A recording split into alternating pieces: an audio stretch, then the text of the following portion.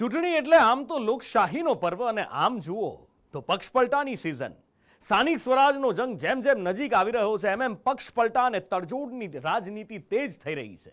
કોંગ્રેસે ફરી એકવાર ભાજપ પર પોતાના નેતાઓને લાલચ આપવાનો આરોપ લગાવ્યો તો સામે ભાજપે હંમેશાની જેમ એ આરોપો ફગાવી દીધા છે.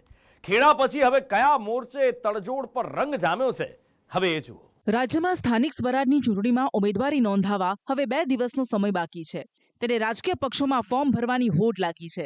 ચૂંટણી છે એટલે સ્વાભાવિક રીતે જ તડજોડની સિઝન છે. પક્ષપલટાનો સિલસિલો તો પહેલાથી જ શરૂ થઈ ગયો હતો. હવે ચૂંટણી નજીક આવતા આક્ષેપ પ્રત્યાક્ષેપનો સિલસિલો તેજ બન્યો છે. ગાંધીનગરમાં કોંગ્રેસે દાવો કર્યો કે ભાજપે તાલુકા કોંગ્રેસને તોડવાના પ્રયાસ કર્યા છે. કોંગ્રેસનો આક્ષેપ છે કે તાલુકા પંચાયતની ચૂંટણી માટે ભાજપે કોંગ્રેસના નેતાઓને ટિકિટની લાલચ આપી છે. એ રીતે જે ભાજપને બધાને ટિકિટ આપવાનું વચન આપી અને છેલ્લે જે આયાતી ઉમેદવારોને ટિકિટ આપી ક્યાંક ને ક્યાંક જોરદાર ઉતરતો ચરુ છે.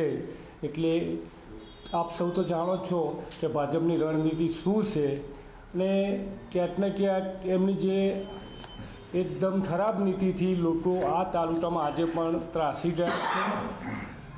એટલે એ લોકો અમારો કોન્ટેક્ટ ભાઈ હિમાંશુભાઈ જેવા આગેવાનનો મને પણ કરવામાં આવે છે વ્યક્તિગત, પણ અમે એમાં પડવા માંગતા નથી. અમે કોંગ્રેસે ભલે દાવો કર્યો હોય કે ગાંધીનગરમાં પક્ષનો કોઈ નેતા ભાજપમાં નહીં જોડાય, શું કે હજુ ફોર્મ ભરવા માટે 2 દિવસ બાકી છે અને આ તો રાજકારણ છે.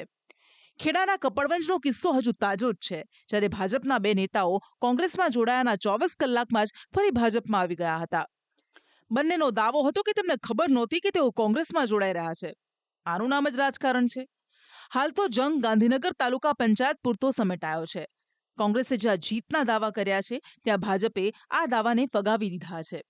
તાલુકા પંચાયત આ વખતે ખૂબ સારી, ગઈ વખતે 18 બેઠકો 28માંથી જીત્યા હતા. આ વખતે પણ અમે એનાથી પણ વધુ સારી રીતે અને વધુ સીટો જીતવાના છીએ. ભારતીય જનતા પાર્ટીની અંદર કોંગ્રેસના નેતાઓ હોય, કાર્યકર્તાઓ હોય, મતદાતાઓ હોય જોડાઈ રહ્યા છે. ત્યારે કોંગ્રેસના ગાંધીનગરના નેતાઓ એવી હાસ્યાસ્પદ વાતો કરીને આત્મસંતોષ મેળવતા હોય એવું આ નિવેદન પરથી લાગી રહ્યું. ગાંધીનગર તાલુકા પંચાયતમાં હાલ શાસનની ધુરા કોંગ્રેસ પાસે છે. એવામાં કોંગ્રેસ સત્તા જાળવી રાખવા મથી રહી છે તો ભાજપ સત્તા ખૂંચવી લેવા. એવામાં હવે જોવું એ રહેશે કે ગાંધીનગરનો જંગ કોણ જીતે છે. પક્ષપલટાનો સિલસિલો રાજ્યમાં કોઈ રેકોર્ડ રચે છે કે કેમ તે પણ જોવું રહેશે. બ્યુરો રિપોર્ટ, સંદેશ ન્યૂઝ.